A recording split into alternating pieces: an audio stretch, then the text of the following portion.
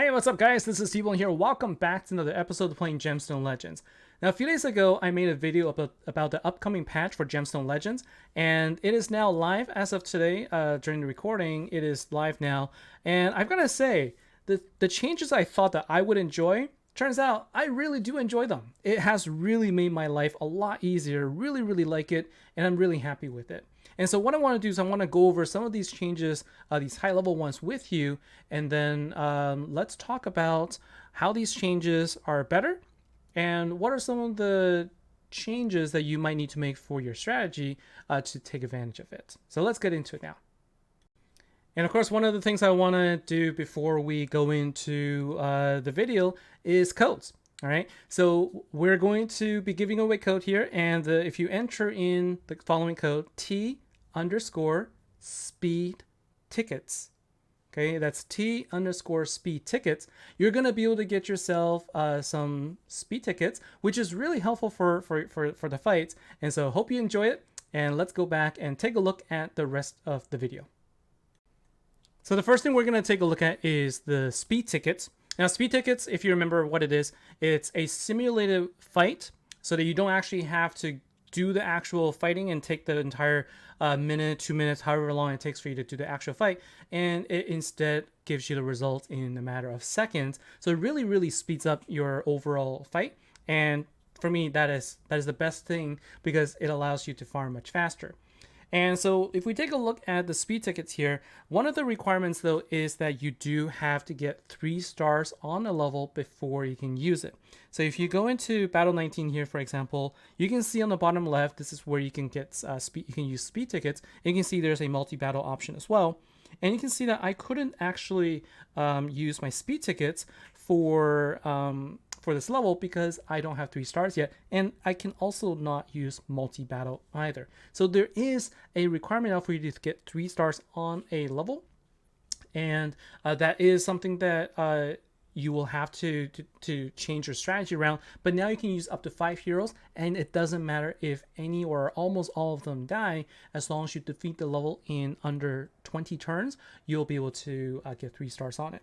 And so let's go ahead and take a look at Battle 20.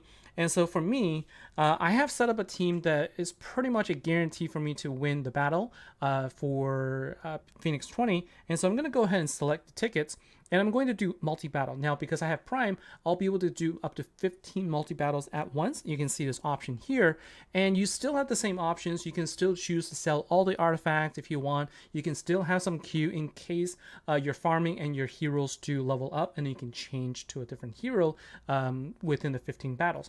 So we're going to go ahead and hit fight. And you can see the screen here. So you can see it's going through the battles really quickly in a matter of in a second or two. Okay, and just like that, 15 battles have now completed, whereas this would have taken probably at least 45 minutes or something, right? 30 minutes at least, anywhere between 30 to 45 minutes, and this is a huge time savings. And here are also some of the gears that I was able to get from not selling the 5 stars. Okay, and so that is the speed ticket. It's just a really great way to save a lot of time. And what happens afterwards is you can see I have just 10 left. And so when I go to multi-battle, I can use the 10, and then the battle count goes to drops down to 10, and I'll have ability to do 5 more afterwards. So depending on the number of tickets, you can use for that many battles as well. So that is the speed tickets. Next, I'm going to talk about boss swiping. Okay, so one of the things that I personally enjoy a lot is figuring out a team that can deal as much damage as possible to a boss. And I've always found that it's really difficult to have to repeat this over and over again when trying to help a guild. You know, we're all working really hard to take down a boss with a lot of health, and sometimes it's just not a lot of time. That, for me, the biggest problem is finding enough time during the day to be able to do all of these activities. And with the, now with the introduction of boss swiping, I find that I just need to focus that one time, get the best score I can, and then I can copy the score. So you can see I got the scores completely copy. I've done this 4 times now.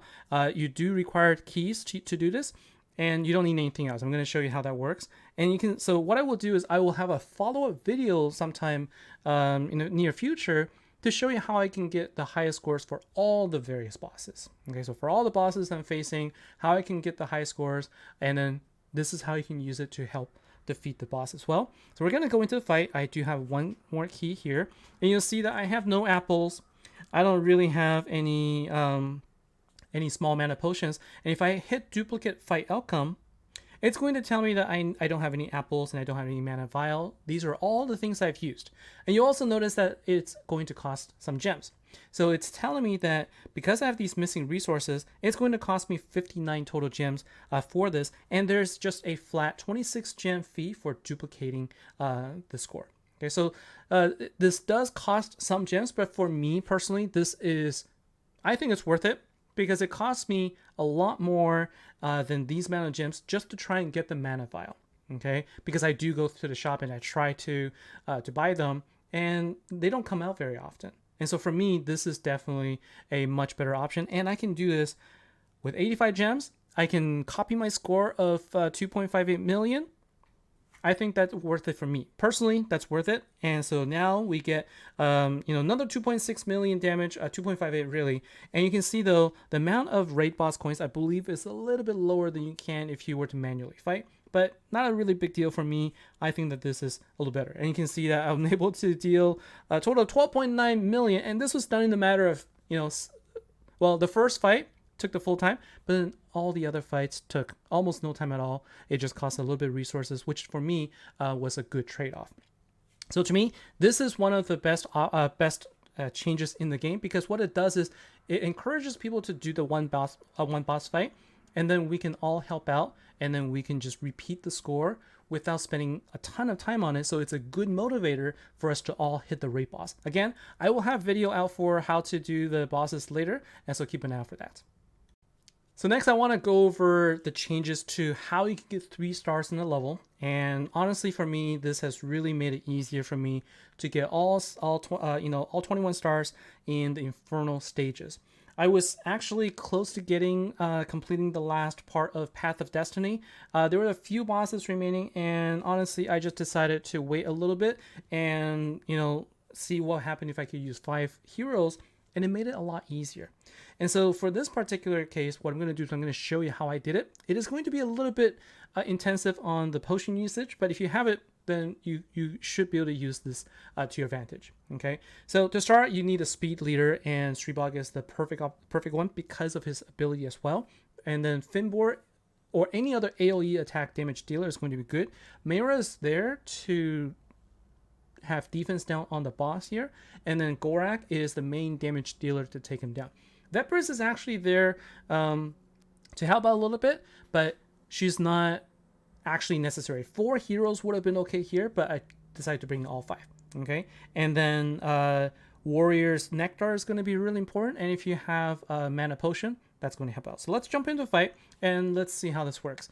So what you want to do is you want to make sure that you can take out the wave, and with Streetbog's passive ability, you're already getting 30 mana to begin with. So what we're going to do is we're going to feed the Hero's Nectar to everyone, so we all get a attack up, and then I'm going to use a mana elixir on Finbor, and then we're going to go ahead and deal some damage there.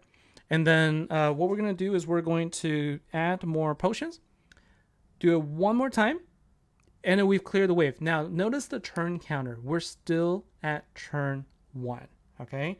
And so what we're going to do is we're going to go ahead and use Mayra to get defense down and vulnerability. We're going to do one also on Vepris, just to see if we can get some Assassin's mark on it, and we do get it. So then we're going to go ahead now use Gorak and try and deal some damage against the boss. And you can see we've already taken approximately half, and this is with Gorak with full health. And so what we're going to do is we're going to go one more time, and you can see we didn't get the we actually did not get the critical hit there, so we didn't deal as much damage. And we're going to do it one more time, and you can see that we almost took him out. He is just about dead, and he has how much? 53 health remaining. What do we do? Well, we have a death elixir here, deals 5,000 true damage. And so in cases like this, you can really save some mana potions just by using this.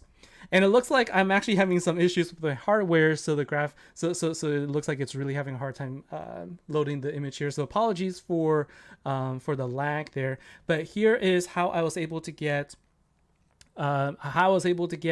3 stars on Infernal level with only one turn, because every time you use a skill, it doesn't actually use up a turn. So in this case, I was able to just use potions, do everything within a single turn, guarantee me 3 stars when I complete the battle. So that's going to be it for this particular video about the patch, guys. I'm going to have more dedicated and detailed videos for each of the sections I talked about, especially with the fights, on the Inferno fights and on the rifts, and also on the boss fights. So it's going to be a pretty packed, set of videos I'll be coming out with, along with hero highlights as well. So keep an eye out for the videos, everybody. Thank you very much for your support so far. Let me know what you'd like to see more of in the comments below, and I look forward to hearing from you. Thank you very much. Take care, and I'll see you next time. Bye now.